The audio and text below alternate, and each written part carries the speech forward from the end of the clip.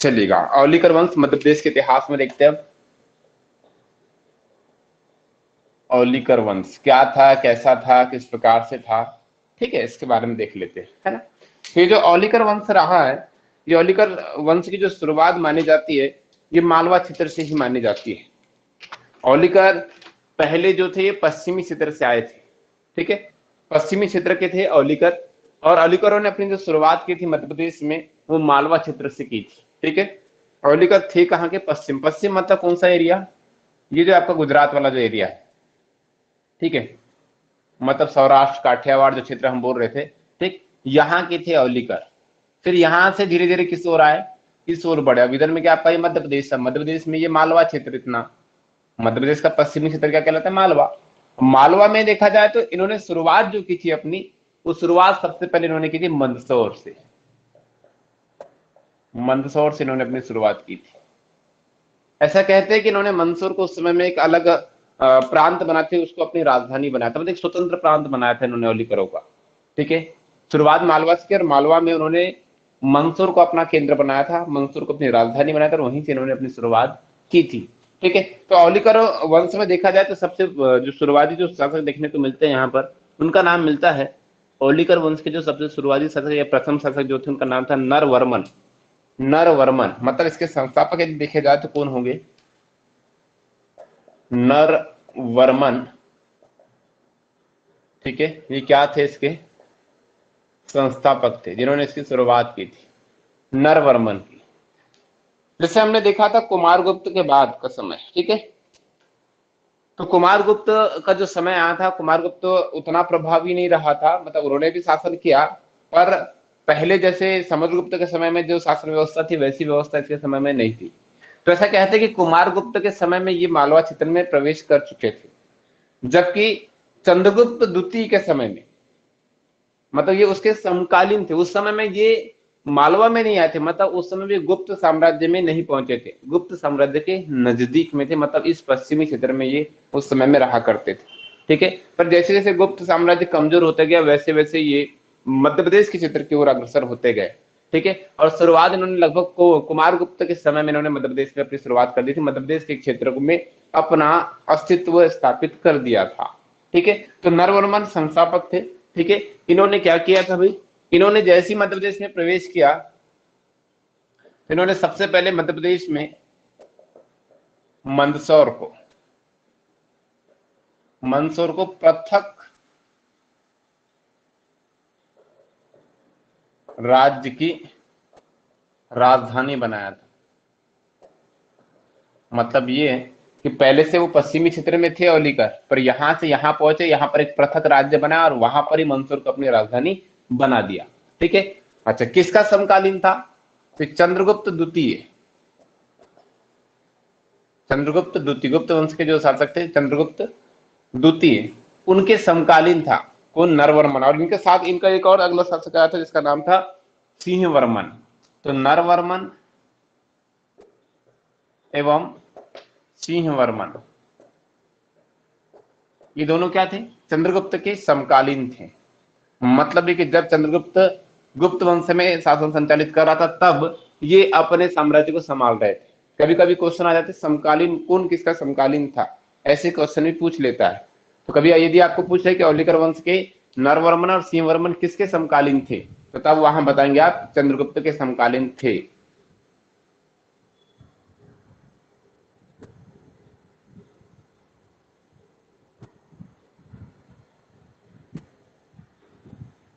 अच्छा, हाँ, सुशांक भैया बोलते हैं, हाँ बिल्कुल बिल्कुल। अरे नाम मैंने बताया, मेरा कहने का देखो अभी तक अंतिम का स्पष्ट उल्लेख नहीं हुआ।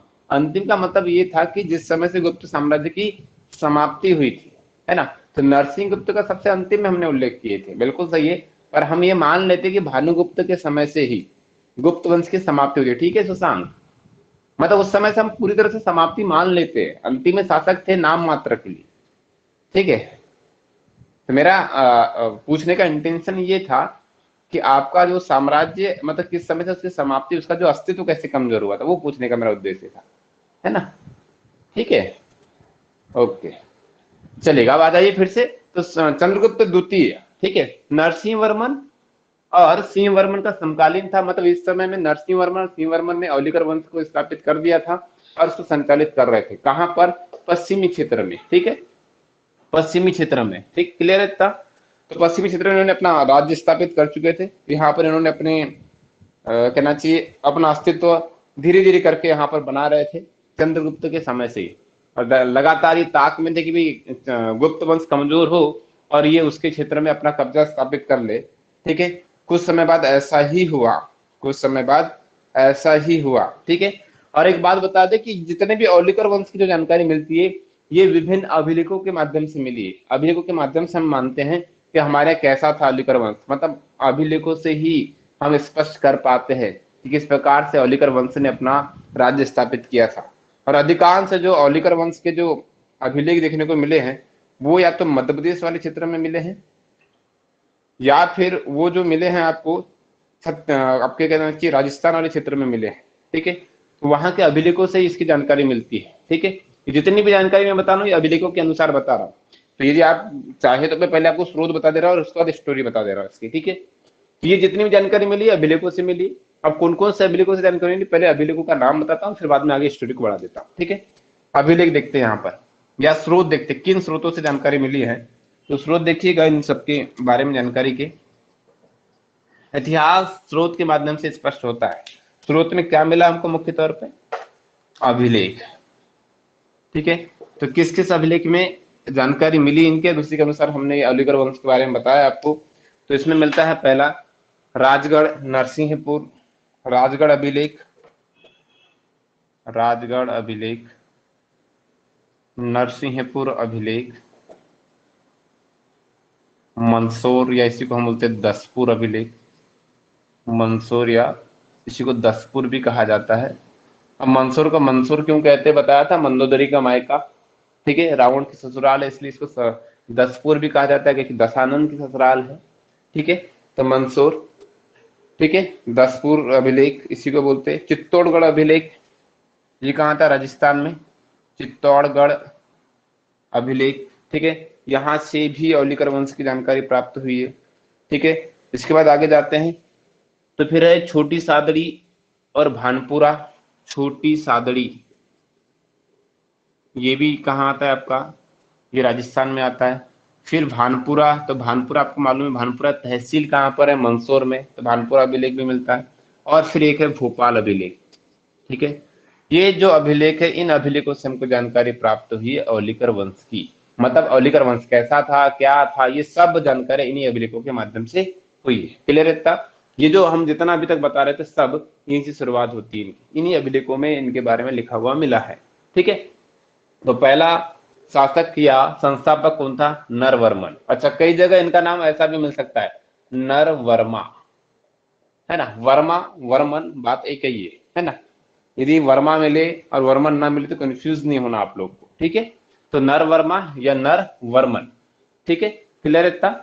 उसके बाद अगला शासक जो आता है वो सिंह वर्मन था। किसके समकालीन थे? चंद्रगुप्त द्वितीय के, ठीक है। इन्होंने मध्य प्रदेश में शुरुआत कहां से की थी? मंदसौर से, ठीक है। अच्छा, गुप्त वंश ने शुरुआत कहां से की थी मध्य प्रदेश में? बताइएगा जल्दी से। गुप्त वंश ने शुरुआत कहां से की थी मध्य प्रदेश में? किस क्षेत्र में देखे गए थे सबसे पहले? आंसर आने चाहिए आप लोगों से यार, यदि आप लोग आंसर नहीं तो फिर कैसे मजा आएगा पढ़ने में? सागर। सागर, बिल्कुल सही, सागर से, है ना। उत्तर मध्य भारत, बिल्कुल वो भी आप बोल सकते हैं, पर यदि हम मध्य प्रदेश में पर्टिकुलर लोकेशन की बात करें शशांक जी, तो भैया वहां पर आपका जो है सागर से शुरुआत करेंगे ना। सागर, दमोह, जबलपुर ये प्रमुख क्षेत्र थे इनके, ठीक है। मतलब हम यदि दिशा के अकॉर्डिंग बता दे तो हम बोलेंगे मध्य प्रदेश का पूर्वी क्षेत्र, ठीक है, वहां पर इनका अस्तित्व ज्यादा देखने को मिला था। चलिएगा, तो ये अभिलेखों में हमको जानकारी मिली, शुरुआत इन्होंने यहाँ से की थी, ठीक। अब कहां कहां पर क्या क्या हुआ अब आगे बढ़ते इसके बाद। तो नरवर्मन और सीवर्मन के बाद फिर औलिकर वंश आगे बढ़ा, और औलिकर वंश के आगे बढ़ने के बाद ऐसी जानकारी मिलती इन्हीं अभिलेखों के अनुसार कि जो मालवा है, मालवा का नाम मालवा औलिकरों ने दिया था, ठीक है। मालवा का नाम जो मालवा वर्तमान में मिलता है ये औलिकर वंश की ही देन है। तो यहां पर हम लिख सकते हैं मालवा का नामकरण इन्होंने किया था। मालवा का नामकरण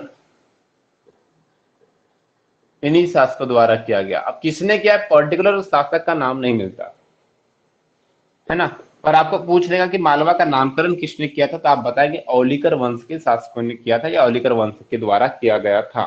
ठीक है, मालवा का नामकरण। अच्छा, मालवा का नाम मालवा क्यों या किसके नाम पर पड़ा था? मैंने बताया, इंडियन ज्योग्राफी अभी अभी पढ़े, उसमें भी मैंने इसका उल्लेख किया है। मालवा का नाम म- किसके नाम पर पड़ा? मलय जनजाति के नाम। वर्सेस मलय जनजाति के नाम पर। बताया था मैंने कि जब सिकंदर भारत आया था, सिकंदर भी विश्व विजेता बनना चाहता था, भारत आया था, तो भारत में इन्होंने शुरुआत की थी। भारत की ये जो क्षेत्र था, ये पश्चिम उत्तर क्षेत्र जो है, यहां से एंटर करना चाह रहे थे भारत में। और इसी तरह इन्होंने पंजाब प्रांत वाला जो क्षेत्र था, वहां पर सबसे पहले युद्ध किया। किसने? सिकंदर ने। तब उस पंजाब के दोआब क्षेत्रों में, कल जब हमने पढ़े थे सिंधु वाला दोआब क्षेत्र, ठीक है, उन्हीं दोआब क्षेत्रों में मलय जनजाति रहती थी। कौन सी जनजाति? मलय। ये मलय जनजाति जो रहती थी, ये मलय जनजाति सिकंदर के इस युद्ध से डर करके वहां से भाग करके कहा गए थे, वर्तमान का जो मालवा है मध्य प्रदेश का, वहां पर आकर के बस गए थे। तो लंबे अरसे तक वो यहां पर रहे, तो उनके निवास स्थान के आधार पर इसका नाम मालवा रखा गया था। ठीक है, मालवा रखा किसने? तो औलिकरों ने। किसके नाम पर? मलय जनजाति के नाम पर। क्लियर है इतना? कोई दिक्कत यहां तक किसी को? चले आगे, चलेगा। और आगे बढ़ते हैं इसके बाद, और औलिकरों ने क्या किया है। तो मालवा का नाम दिया, इतना क्लियर है सभी को? ठीक है, आगे बढ़ते हैं इसके बाद। ऐसा कहते हैं, ऐसे ही जानकारी मिलती है मंसूर अभिलेख से। अब मंसूर अभिलेख के अनुसार बता रहा हूं, यहां देखिएगा। मंसूर अभिलेख के अनुसार ऐसी जानकारी प्राप्त होती है कि जो कुमारगुप्त जो था, गुप्त वंश का जो शासक था कुमारगुप्त, कुमारगुप्त ने जब शुरुआत की थी इन्होंने औलिकरों ने, तो औलिकरों का उतना बड़ा मतलब राज्य क्षेत्र नहीं था। तो ऐसा कहते हैं शुरुआत इन्होंने कुमारगुप्त के समय से की थी, जैसे मैंने अभी बताया कुछ देर पहले। तो इन्होंने किस प्रकार से शुरुआत की, तो ऐसी जानकारी मिलती कि कुमारगुप्त जो थे, उन्होंने इनको पश्चिमी मालवा वाला जो क्षेत्र है, पश्चिमी मालवा वाले क्षेत्र में अपने अधीन राज्य प्रदान किया था। मतलब यह है कि गुप्त वंश के अधीन इन्होंने पहले कार्य किया। ऐसी जानकारी मिलती है कि कुमारगुप्त ने ये जो औलिकर वंश है उसके दो शासक, एक था विश्ववर्मन और दूसरा बंधुवर्मन। ठीक है, कुमारगुप्त ने औलिकर वंश के शासक, ठीक है, विश्ववर्मन एवं बंधुवर्मन को पश्चिमी मालवा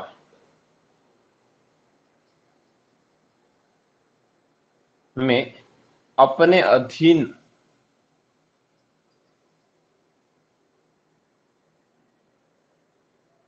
राज्य प्रदान किया था। ठीक है, मतलब कुमारगुप्त जो था, उन्हीं के समय में औलिकर वंश के जो दो शासक थे, एक था विश्ववर्मन। बता दें, विश्ववर्मन से शुरुआत होती है। विश्ववर्मन को अपने अधीन रखा था कुमारगुप्त ने, पश्चिमी मालवा क्षेत्र, मतलब उसको वो क्षेत्र दे दिया था, बोले आप रखो, पर हम जो आदेश देंगे उसके अकॉर्डिंग आपको काम करना होगा। मतलब पहले वर्मन जो थे, औलिकर वंश जो था, वो गुप्त वंश के अधीन रहते हुए कार्य कर रहा था। कहां पर? पश्चिमी मालवा क्षेत्र में। तो भाई शुरुआत हुई थी विश्ववर्मन के समय में। विश्ववर्मन के बाद इसको जारी रखा गया बंधुवर्मन के समय। बंधुवर्मन विश्ववर्मन का बेटा था, याद रखिएगा, विश्ववर्मन का बेटा था बंधुवर्मन। तो इन दोनों राजाओं के समय में, दोनों औलिकर वंश के शासक थे, दोनों शासकों के समय में, मतलब दोनों शासकों ने कुमारगुप्त के अधीन रहते हुए, गुप्त शासन के अधीन रहते हुए अपने उस क्षेत्र में शासन किया था। मतलब पश्चिमी मालवा क्षेत्र में उन्होंने शासन किया था। ऐसा उल्लेख कहां मिलता है? ऐसा उल्लेख मिलता है मंसूर के अभिलेख में। ठीक है, मंसूर के अभिलेख में जानकारी मिलती है, दस्तूर अभिलेख में जानकारी मिलती है। उसी के बाद यहीं पर देखिएगा, इसी दस्तूर अभिलेख में एक और जानकारी प्राप्त होती है। इसी दस्तूर अभिलेख में जानकारी प्राप्त होती है कि पहले इस क्षेत्र में, पहले इस क्षेत्र में यहाँ पर जो है गिल्ट जो होती है, गिल्ट या रेशम जो है, ठीक है, रेशम या गिल्ट उत्पादन की जानकारी भी यहाँ से प्राप्त हुई है। ठीक है, यहीं से रेशम काटने की जानकारी प्राप्त हुई है। ऐसा कहा जाता था कि पहले इसी क्षेत्र में, किस क्षेत्र में? इसी पश्चिमी मालवा वाला जो क्षेत्र था, यहां पर रेशम कातने वाले, इन्हीं को गिल्ड भी कहते हैं, गिल्ड। ठीक है, रेशम काटने वाली श्रेणी के लोग रहा करते थे, मतलब श्रेणी के लोग रहते थे। ऐसी जानकारी भी कहां से मिलती है? दसपुर अभिलेख से मिलती है। ये 2019 में जो पीएससी प्रीलिम्स में जो क्वेश्चन था वो आया था, ये पूछा था उसने कि किस अभिलेख में जानकारी मिलती है, या सॉरी ये पूछा था कि दसपुर अभिलेख में किसकी जानकारी प्राप्त होती है, तो वहां पर पूछा गया था रेशम काटने वाले जनजाति की या श्रेणी की। ठीक है, मतलब जुलाहा श्रेणी की जानकारी मिलती है। जुलाहा जो क्या करते हैं? कपड़े से बुनने का कार्य करते हैं। ठीक है, तो पहली बार किसी अभिलेख में उनका उल्लेख मिला है तो वो है दसपुर अभिलेख में। उसके अनुसार बताया गया कि पश्चिमी मालवा क्षेत्र में एक श्रेणी रहती थी जो रेशम काटने का काम करती थी। इसका लिखित उल्लेख कहां पर है? मंदसौर अभिलेख में है। ठीक है, आया समझ में इतना? कोई दिक्कत यहां तक किसी को? ठीक नहीं है? इतना समझ में आ गया आप लोगों को? चलो और आगे बढ़ता हूं। इसके बाद तो ये मंदसौर अभिलेख से दो जानकारियां प्राप्त हो गई। एक तो कुमारगुप्त के समय में औलिकर वंश के शासकों ने उनके अधीन रहते हुए कार्य किया यहाँ पर। दूसरा, यहीं से रेशम काटने वाले एक जो श्रेणी गिल्ड, ठीक, उनकी भी जानकारी मिलती है। 2019 पीएससी प्रीलिम्स का क्वेश्चन था ये कि किस श्रेणी की जानकारी यहाँ से प्राप्त होती है? मंदसौर अभिलेख से, दसपुर अभिलेख से। तो वो यहाँ पर आपको मिल गया, उसका भी सवाल, उसका भी जवाब मिल गया आपको। ठीक है, और आपको आगे बताता हूँ इसके बाद। तो देखो, शुरुआत इनने क्या कर ली थी? विश्ववर्मन और बंधुवर्मन ने। मतलब ये किसके बाद आए थे? नरसिंहवर्मन, सिंहवर्मन, सॉरी नरवर्मन, सिंहवर्मन, और उसके बाद आया विश्ववर्मन, और फिर कौन आया? बंधुवर्मन। ऐसे क्रमशः चारों राजा हो गए आपके सामने। ठीक है, ये लगातार शासन करते जा रहे थे। ठीक, अब भले ही किसी के अधीन करे पर कर तो रहे थे। ठीक है, धीरे धीरे करके अपने राज्य का विस्तार कर रहे थे। तो ऐसे इन्होंने विस्तार करना प्रारंभ किया, ऐसे ही इनका विस्तार होते रहा। इसके बाद ऐसा कहा जाता है कि इन चारों राजाओं के बाद जब गुप्त वंश और कमजोर हो गया था, इन चारों राजाओं के बाद मतलब बंधुवर्मन के बाद जब गुप्त वंश बहुत कमजोर हो गया था, औलिकर वंश को ये समय बहुत अच्छा मिला, ये मौका मिला। तो इस समय में एक सबसे प्रतापी शासक इस वंश में आया जिसका नाम था यशोवर्धन। यशोवर्धन, गौर कीजिएगा, यशोवर्धन। अभी तक मैंने वर्मन वर्मन हर जगह बोला है, यहां वर्धन आएगा, देखिए। ठीक है, यहां देखिएगा। इसके बाद मतलब बंधुवर्मन के बाद जो अगला शासक बना उसका नाम था यशोधर्मन। इसको यशोधर्मा भी कहते हैं, सॉरी वर्मन भी कहते हैं, यशोधर्मन भी कहते हैं, यशोधर्मन, या इसको यशोधर्मा भी कहते हैं, यशोधर्मा। ठीक है, तो यशोवर्मन और भी नाम, और भी जगह आपको शासक मिल जाएंगे। यशोवर्मन शासक अन्य जगह भी मिलते हैं, पर ये यशोवर्मन नहीं, एक्चुअल में क्या है? यशोधर्मन। पर क्या है, बाकी सब में वर्मन शब्द लगा इसलिए हम इसको वर्मन भी पढ़ लेते, कई जगह लिखा मिल जाएगा। ठीक है, परेशान नहीं होना। तो ये धर्मन है, एक्चुअल में क्या है? धर्मन। ठीक है, तो यशोधर्मन क्या था? सबसे प्रतापी शासक था, सबसे प्रतापी शासक था।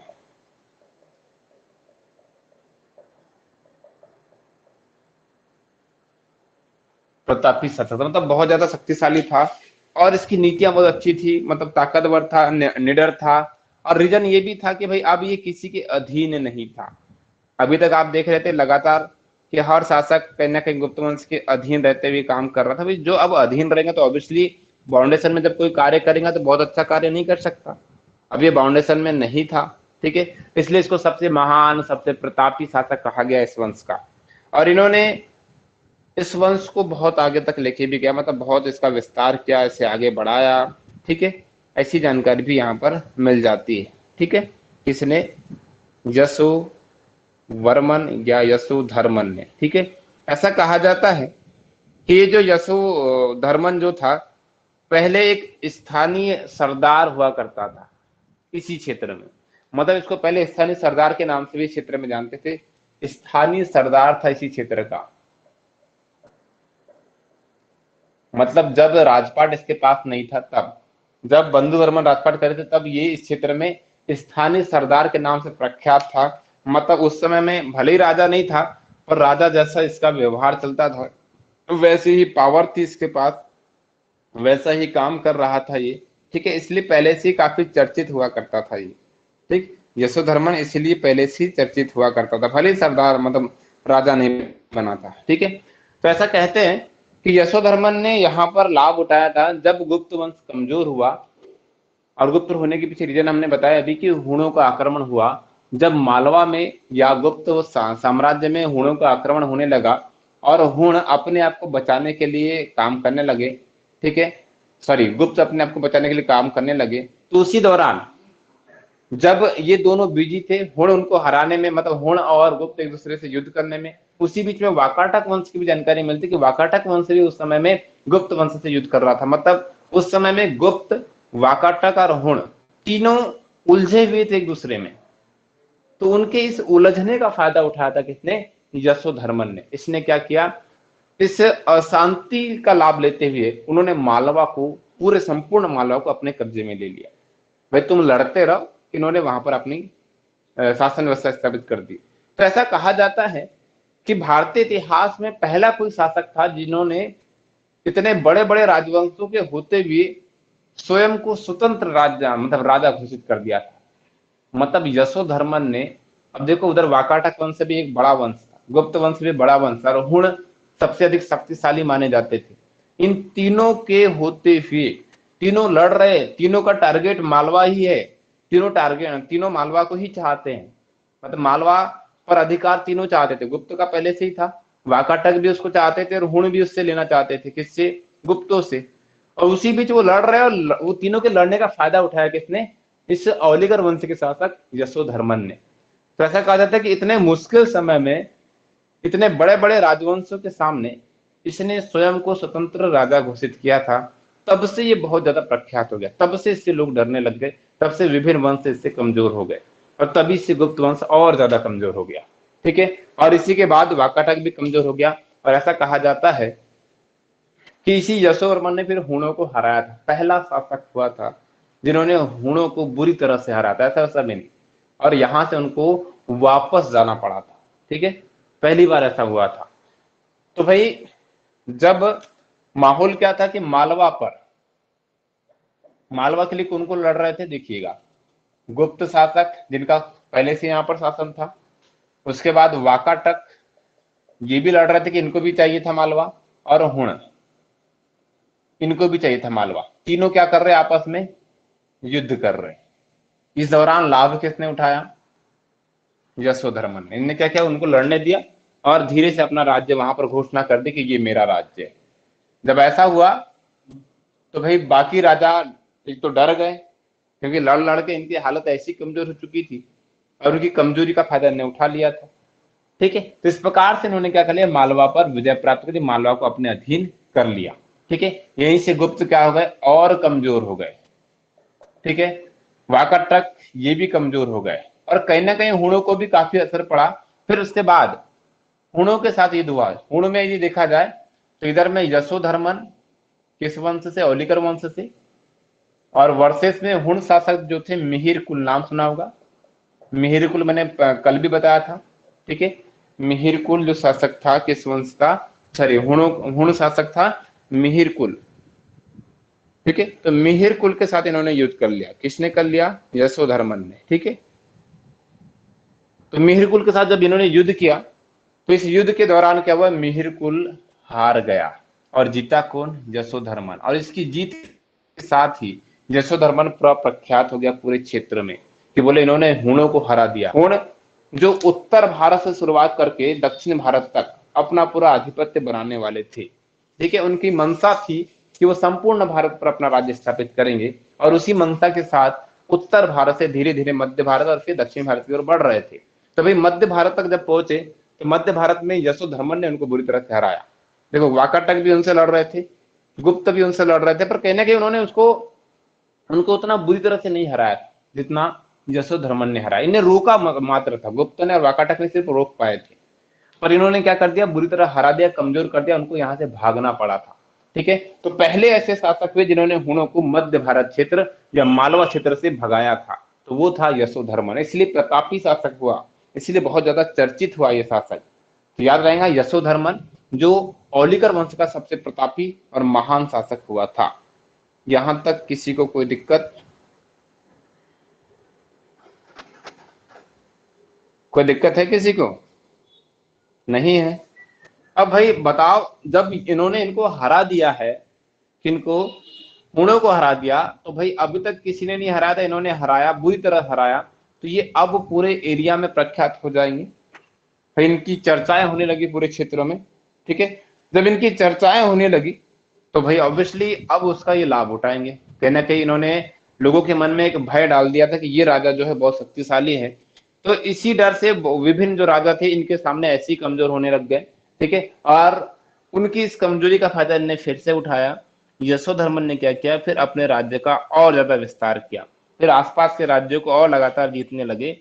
इसी दौरान इन्होंने, यशोधर्मन ने, पश्चिमी महासागर से ब्रह्मपुत्र तक और हिमालय से लेकर गंजम तक, मतलब चारों दिशाओं में अपने राज्य का विस्तार कर लिया। तो यहीं से बता दे रहा हूं कि यशोधर्मन ने, अभी जी इसके राज्य की बात कर लेते हैं, तो जिन्हें शुरुआत केवल मालवा से की थी, अब इनका जो राज्य क्षेत्र जो हो गया था वो हो गया था पश्चिम से। पश्चिम में मतलब देखा जाए तो पश्चिमी महासागर मतलब अरब सागर, मतलब गुजरात से, पश्चिमी महासागर से कहां तक बोल रहा है? ब्रह्मपुत्र तक। मतलब समझ सकते हैं आप, असम वाला इलाका वहां तक पहुंच गई है। ये पश्चिम से पूर्व वाला विस्तार से ब्रह्मपुत्र तक, एवं उत्तर में हिमालय से, उत्तर में हिमालय से उड़ीसा के गंजम जिले तक, यहां तक इन्होंने अपने राज्य का विस्तार किया था, ठीक है। विस्तार, तो जो राज्य का विस्तार जो था इतना हो गया था, जो पहले केवल एक पश्चिमी क्षेत्र में शुरुआत की थी, पश्चिमी से धीरे से पहुंचते मालवा में, मालवा में भी मंसूर से शुरुआत की, धीरे धीरे करके उसी में ये जी रहे थे, गुप्त वंश के अधीन जी रहे थे। पर अचानक से एक शासक आया, यशोधर्मन, और इन्होंने पूरा इतिहास ही बदल दिया इनका, ठीक है। राज्य का भयंकर विस्तार आज तक किसी राजा ने नहीं किया था। कहां से कहां तक, तो यहां देख लीजिए मैप में, थोड़ा सा बता दे रहा हूं।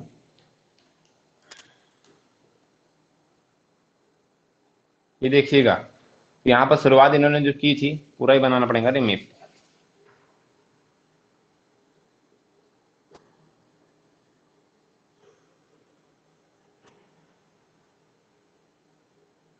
छोटा सा बना देख लेना है ना।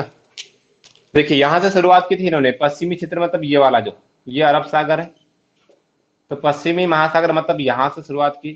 तो ऐसे ही देखा जाए तो पश्चिम से पूर्व में यहां तक, इधर से आती है ब्रह्मपुत्र नदी, तो मतलब ये असम तक इन्होंने अपना राज्य का विस्तार कर लिया, ऐसा।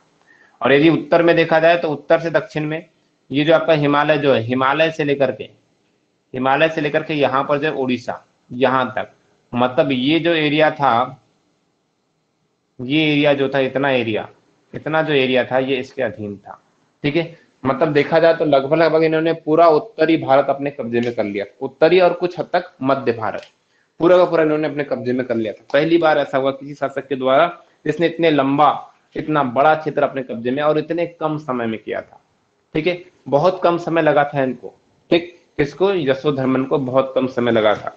ऐसा कहा जाता है इतना राज्य का विस्तार किया, उसके बाद 543 ईस्वी में, 543 ईस्वी में क्या हो गई? इनकी मृत्यु हो गई। और जैसी मृत्यु हुई, जितने तेजी से इन्होंने अपने राज्य का विस्तार किया था, उतनी ही तेजी से औलिकर वंश की समाप्ति हो जाती है, औलिकर वंश समाप्त हो जाता है, ठीक है। ऐसा कहा जाता है कि जैसे ही औलिकर वंश में यशोधर्मन की मृत्यु होती है, उसके बाद परवर्ती गुप्त जिसका हमने चर्चा वहां पर भी की थी, परवर्ती गुप्त, ठीक है, मौखरी, ठीक है, वंश, ये बताया था मैंने इनके नाम। तो परवर्ती गुप्त, मौखरी वंश और ऐसे छोटे छोटे जो वंश थे, उन वंशों ने पूरा का पूरा जो आपका औलिकर वंश है उसको अपने अधीन कर लिया, मतलब पूरे क्षेत्र को अपने कब्जे में ले लिया, ठीक है। तो परवर्ती गुप्त और मौखरी वंश, इन्होंने मुख्यतः इनके क्षेत्रों को अपने अधीन कर लिया था। मतलब हम ये भी बोल सकते हैं कि औलिकर वंश में सबसे अंतिम शासक जो रहा मुख्य तौर पे, जिन्होंने राज्य को मतलब संचालित किया था वो था यशोधर्मन। सबसे प्रतापी शासक भी यशोधर्मन था। ठीक है, उसकी मृत्यु के बाद पूरी तरह से समाप्त हो गया था औलिकर वंश। ठीक है, यहां तक कोई दिक्कत किसी को भी? यदि हो तो बताइए जल्दी से। दिक्कत नहीं है? चलिए, नहीं है तो इसमें और एक चीज बता दे रहा हूं आपको। ऐसा कहते हैं कि जब हुणों ने आक्रमण किया था यशोधर्मन के समय में, यशोधर्मन जब शासक था, तो मिहिर कुल ने जब मतलब आक्रमण किया था, तो तब इन्होंने मध्य प्रदेश में मालवा क्षेत्र, सागर, ये जो दो क्षेत्र थे, उसके अलावा एक तीसरा था सागर के अंतर्गत ही एरण, ये तीन क्षेत्रों में इन्होंने युद्ध किया था। ठीक है, कहां कहां पर? तो मालवा में हुणों का आक्रमण हुआ था, जहां पर इन्होंने यशोधर्मन ने उनसे युद्ध किया था। उसके बाद सागर, और सागर में फिर अगला एक स्थान है एरण। ये तीनों स्थानों पर इन्होंने किससे लड़ा था? यशोधर्मन से लड़ा था। किन्होंने? हुणों ने। ठीक है, तो हुणों को यहाँ पर हराने वाला कौन था? यशोधर्मन था। आपको क्वेश्चन पूछ सकता है कि हुणों ने मध्य प्रदेश के किन क्षेत्रों में आक्रमण किया था? तो क्षेत्रों के नाम आपके सामने, मालवा, सागर और एरण। ठीक है, इन स्थानों पर इन्होंने इनको हराया था। ठीक, क्लियर है इतना? यहां तक किसी को कोई दिक्कत? ठीक, ऐसी जानकारी मिलती है कि जब ये सागर या एरण वाले जो क्षेत्र में जब यशोधर्मन इस क्षेत्र में था, तो ऐसा कहा जाता है कि इस क्षेत्र में जब हुण भी आए थे, तो हुणों से जब आक्रमण हुआ था, उसी दौरान हुण शासक जो मिहिर कुल के पिता थे, तोरमाण, नाम सुन बताया था कल ही मैंने, इसके पिता का नाम क्या था? तोरमाण। किसका पिता था? मिहिर कुल का। तो तोरमाण ने एरण में कुछ सिक्के, तांबे के सिक्के कुछ छपवाए थे। तो एरण से तांबे के सिक्के प्राप्त हुए हैं, हुणों के तांबे के सिक्के एरण से प्राप्त हुए हैं। एरण में तोरमाण जो हुण शासक था, उन्होंने तांबे के सिक्के छपवाया था, वहां पर ये सिक्के प्राप्त हुए हैं। क्लियर है इतना? ठीक है, अब आगे देख रहे थे भाई, यशोवर्मन ने इतने कम समय में अपने राज्य का विस्तार किया, बड़े बड़े वंशों को हराया और औलिकर वंश को बहुत तेजी से बढ़ाया। तो कहने का इतना अच्छा काम किया तो उपाधि भी तो लेगा ना। हर कोई शासक का यही होता था, जब वो अपने राज्य का विस्तार करते थे और बहुत ज्यादा या अच्छे स्तर पे यदि इनने विस्तार किया है, तो हमेशा वो अपने आप को उपाधि प्रदान करते थे या फिर उनको कोई ना कोई उपाधि देते थे। तो इन्होंने भी विभिन्न उपाधियां धारण की थी। किसने? यशोधर्मन ने। तो यशोधर्मन ने कौन कौन सी उपाधि धारण की थी, ये क्वेश्चन पूछा जा सकता है, तो बता दे रहा हूं यशोधर्मन की उपाधियां। ठीक है,